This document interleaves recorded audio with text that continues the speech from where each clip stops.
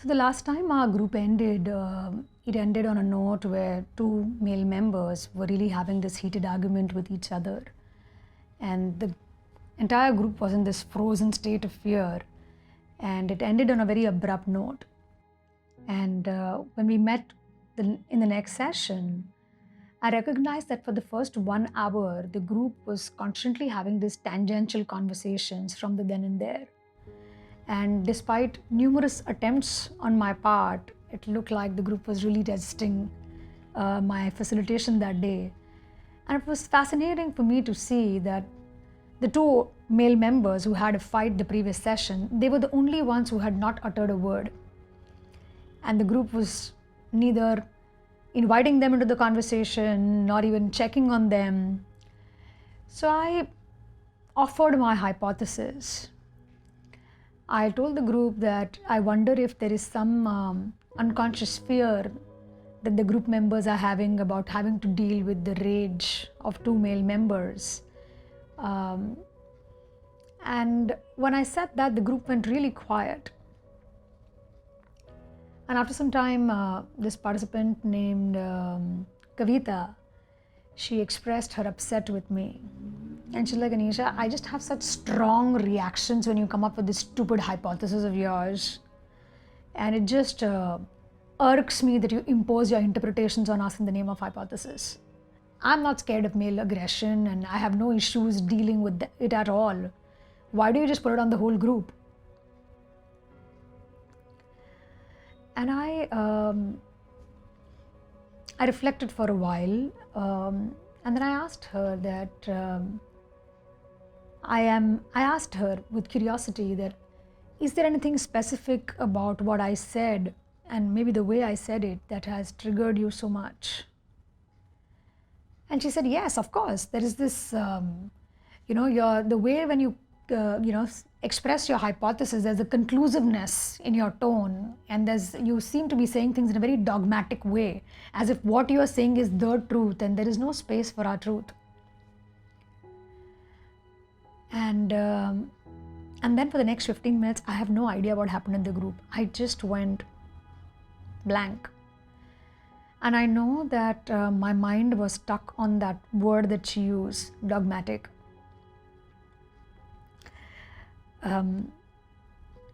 That's the word I used for my father. My father has this very strong personality. He's a very sharp man and extremely intelligent.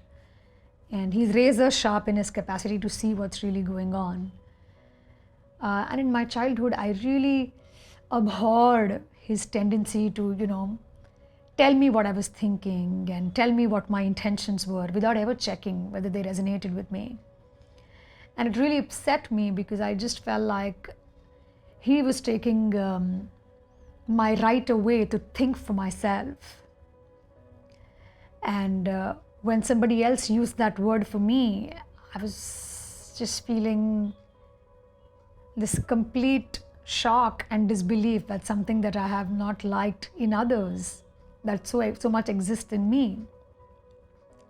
And then when other members in the group, when I kind of finally got the capacity to again be present, I saw many other members, like there was a divide in the group where some members were saying, oh yes, we also find Anisha dogmatic. And then there were some members who were just quiet. And then there were some members who were saying, no, that's not true. Hypothesis is tentative. But I noticed that I just then suddenly started feeling this intense fear.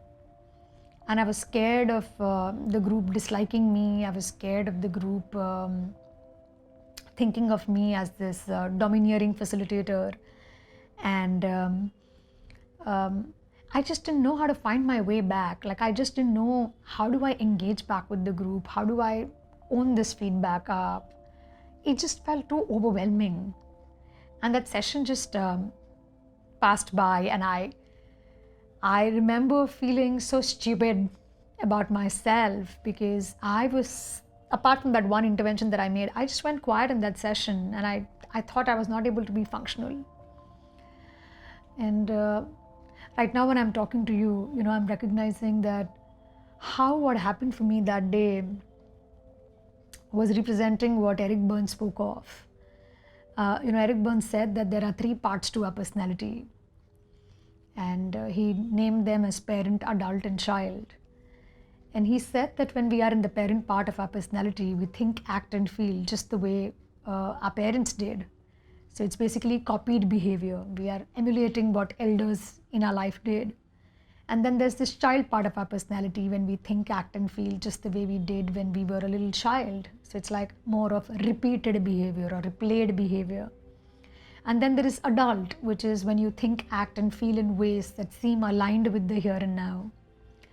And as is very obvious, the parent and child are more archaic, whereas the adult is more based in the present moment. And when I look back at that day, I saw how I was swinging. When I saw the recording, I could see it. I was swinging between my parent and my child. Initially, when I saw that things were not going my way, I turned into copying my behavior and doing exactly what my father would do when things wouldn't go his way. He would have like this very stern face, and he would be very conclusive about what other people are doing and become dogmatic, and that's exactly what I did. And then when I saw that the group had caught me and they were seeing what I was doing, I went into this very childlike space of disproportionate fear. This fear of being rejected by the group, this fear of being important, this fear of not being smart enough. And that also felt very similar to what I felt as a child. I've spent my childhood always having this constant anxiety about not being likable enough, about not being good enough. And since I was swinging between these two historical patterns of mine, I was just not able to be in my adult and receive that feedback with grace, own up what seemed like the truth, and at the same time also help facilitate the group in looking at what was possibly going on and invite them into an exploratory space. And I'm even thinking right now that what can I do in these moments when I have this some kind of energy that just takes me into this archaic ways of behaving, or when either the parent or the child part of my personality gets triggered.